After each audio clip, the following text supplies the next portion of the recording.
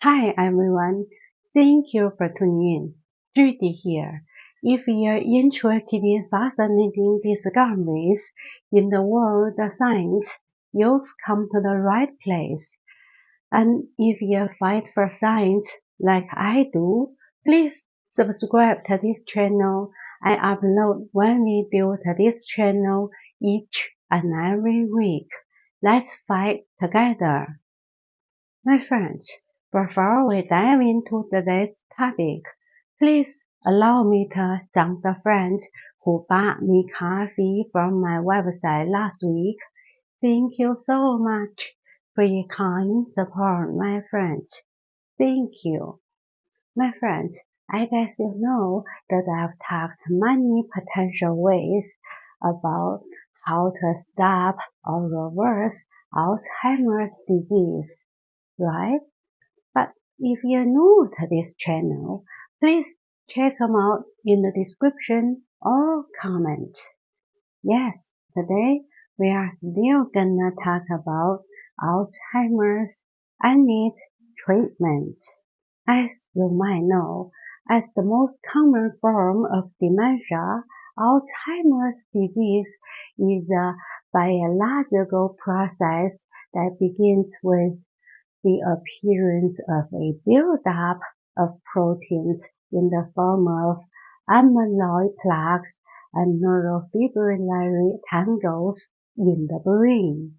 In fact, amyloid plaques were first observed in the brain in Alzheimer's over a century ago.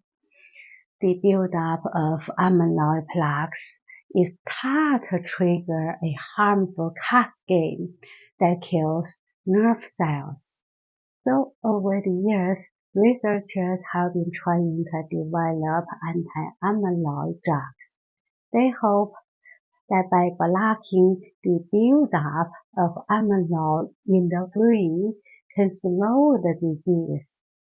However, drug discovery is not a quick and easy process. It's been a rocky road of anti-amyloid drugs.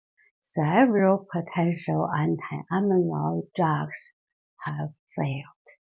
But after many high-profile failures, recent clinical trials of anti-amyloid drugs have marked a turning point for the field, which led to the approval of the first disease-modifying therapies for Alzheimer's by the FDA.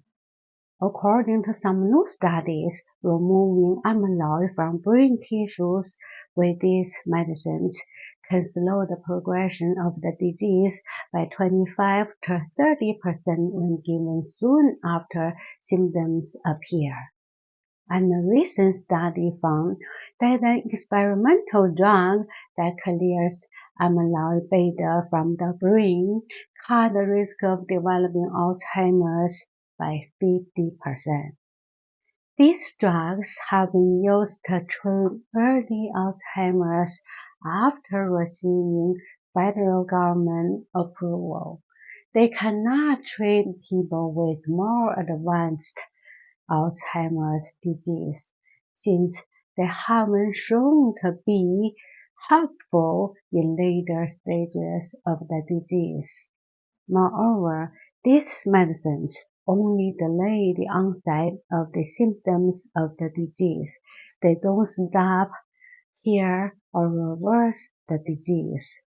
And these anti-amyloid drugs are expensive and not without risk. Yes, these medicines have side effects, including infusion-related reactions such as fever, dizziness, and so on.